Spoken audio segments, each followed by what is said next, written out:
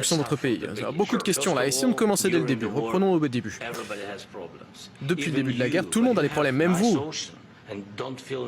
Mais vous avez un océan qui vous protège. Mais ne vous sentez pas autant en sécurité à l'avenir. Ça, vous n'en savez rien. Vous n'en savez rien. Que Dieu vous en garde. Ne nous dites pas ce que nous allons faire. Nous essayons de résoudre un problème. Ne nous dites pas comment nous allons nous sentir. Vous n'êtes pas à même de nous dire comment nous allons nous sentir. Vous n'êtes pas à même de dicter ce que nous ressentirons. Nous nous sentirons très bien. Nous nous sentirons très bien. Nous nous sentirons très fort. Pour l'heure, vous n'êtes pas vraiment en position de faire cela. Vous êtes dans une position très délicate. Vous n'êtes pas dans la bonne position. Vous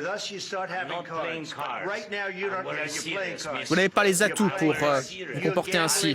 Là, vous êtes en train de jouer la vie de milliers de personnes. Là, vous êtes en train de risquer la Troisième Guerre mondiale. Vous risquez la Troisième Guerre mondiale.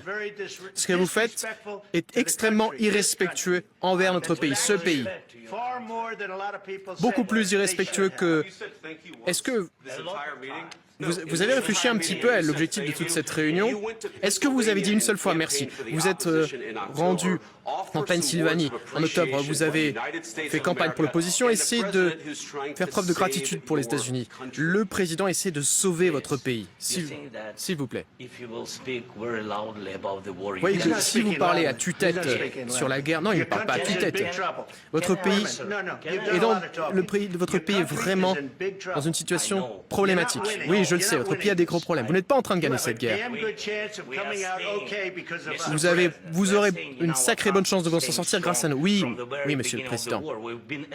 Depuis le début de la guerre, nous avons été seuls. Mais je vous remercie. Nous vous avons donné 350 milliards de dollars. Nous vous avons donné de l'équipement, du matériel militaire. Si vous n'aviez pas eu notre matériel militaire, si vous n'aviez pas eu notre équipement militaire, cette guerre aurait été terminée en 2 semaines. En 3 jours, c'est ce que j'ai entendu de la bouche de Poutine. Ça sera très difficile. Ça va être difficile de faire affaire comme ça. Merci. Pouvez-vous dire merci? Sauf qu'il y a des accords. Donc, essayons de régler ces désaccords plutôt que de se battre devant les médias américains alors que vous avez tort. Vous savez que vous avez tort.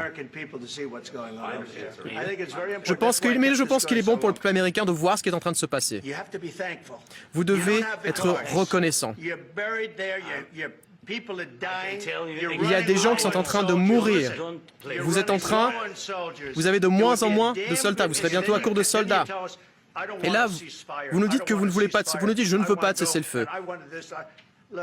Écoutez, si vous pouvez obtenir un cessez-le-feu dès maintenant, moi je vous dis, prenez-le. Et les balles arrêteront de fuser.